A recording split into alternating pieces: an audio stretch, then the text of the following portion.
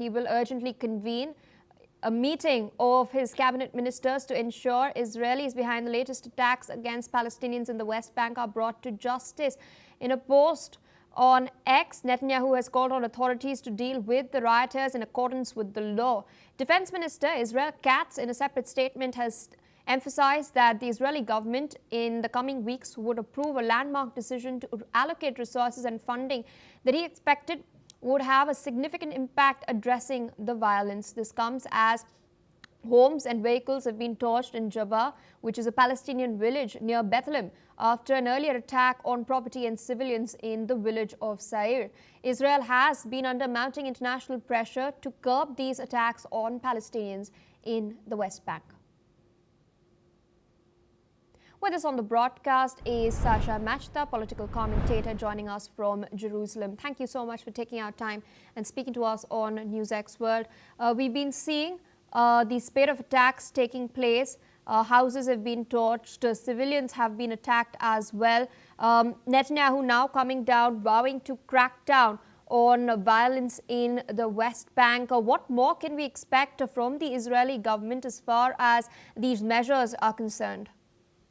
So yeah, the images coming out of the West Bank are, first of all, absolutely shocking. Definitely not representative of most of the 500,000 Israelis living in West Bank, Judea and Samaria, but these images have been disgusting all Israelis. So the reports coming out of Israel are that there are at least around 200 young extremists, violent extremists that have been carrying out these activities, where around 70 are the most extreme. And of course, it's been a problem that's been increasing in the past months. There are several measures that will be taken. It still hasn't been handled in a proper way. It hasn't been taken seriously, but in the past weeks we've seen more and more high-profile politicians and army officials come out against this, because Israelis understand that first and foremost these young and violent extremists are harming Israelis and innocent Palestinians, of course, but the damage that they're causing to us is very, very severe, so it needs to be handled accordingly. My hope is that the administrative detention that was previously removed will be brought back. That way, these 200 or more could be stopped before they take action, but since it's not one organized group, it's more individual acts of a few or of one crazy person, that it might be hard to locate them as one group. So what's going to happen is we're going to see more efforts by the army to crack down, probably putting soldiers in areas with friction, and actually dedicate some resources to this, which hasn't been done in the past. But the problem is great, and we all recognize it. Israelis recognize it, and the settlement leaders recognize it. Actually, the other day, we saw the leader Yossi Dagan come out against these extremists, and my hope is that this is a phenomenon that we won't see anymore, and that proper measurements will be taken.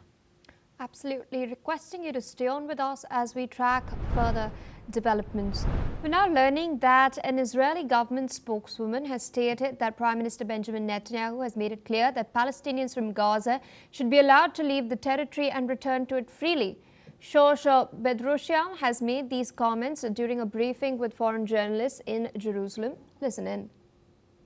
South Africa's government has raised concerns about the arrival of a plane load of Palestinians from Gaza, with officials there saying the matter was under investigation. Steve, I'm reading the remaining response and question that you have here, specifically talking about Palestinians ending up in South Africa. I don't have much I can share with you on that, but the Prime Minister has made it clear that if Palestinians want to leave, they should be allowed to leave the Gaza Strip. And if they want to come back to the Gaza Strip, they should also be allowed to come back. Earlier, South Africa's Foreign Affairs Minister Ronald Lamola had stated that the government is investigating the arrival of a plane carrying Palestinians, calling the circumstances suspicious. Authorities granted entry to the 130 passengers who arrived without travel papers. In other news, US President Donald Trump has hailed the UN Security Council's recent vote in favor of his proposed Gaza peace plan, describing it as a milestone that will lead to further peace all over the world. In a post on Truth Social, Trump has celebrated the vote, which saw 13 member nations backing the US drafted resolution, while Russia and China abstained but did not veto. Notably, there were, as I mentioned, no vetoes, marking a rare moment of unanimous support in the Council. Take a look. The result of the voting is as follows: 13 votes in favor, 0 votes against, 2 abstentions.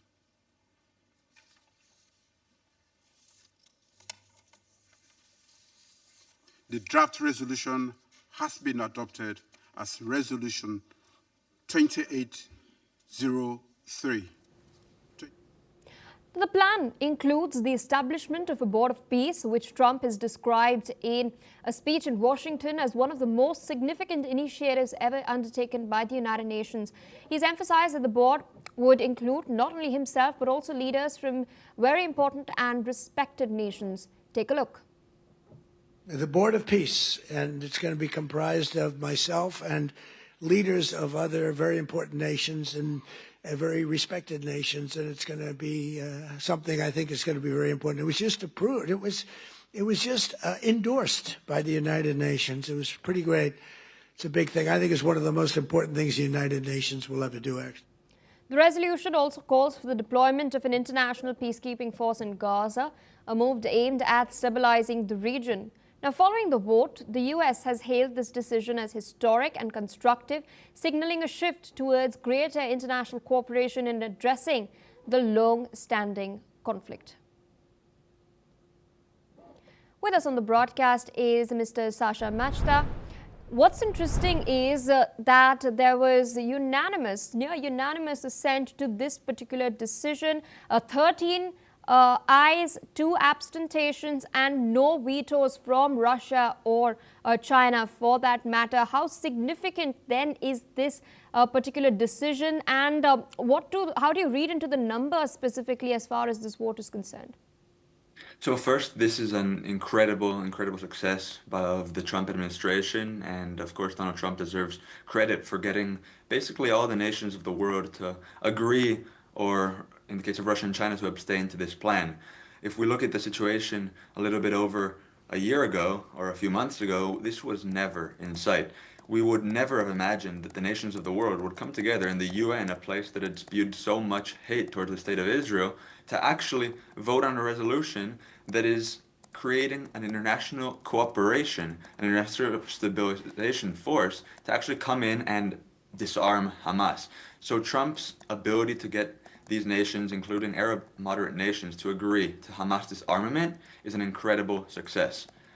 The question that remains is, will the ISF that enters Gaza, will they be willing to fight and disarm Hamas? This is the question that's been coming up a lot in the past few weeks, as Jordanian leader has already said that it's not going to be an international stabilization force, it's going to be a peacekeeping force. So does that mean that they are only going to enter once Hamas is disarmed? And if so, what leverage does Trump have over Hamas for them to disarm? Hamas has already rejected the plan. They've been the only party to reject the plan. Of course, this plan would have essentially ended the suffering of the people of Gaza and allowed for a better future to be built. But as always, Hamas remains the key obstacle to this.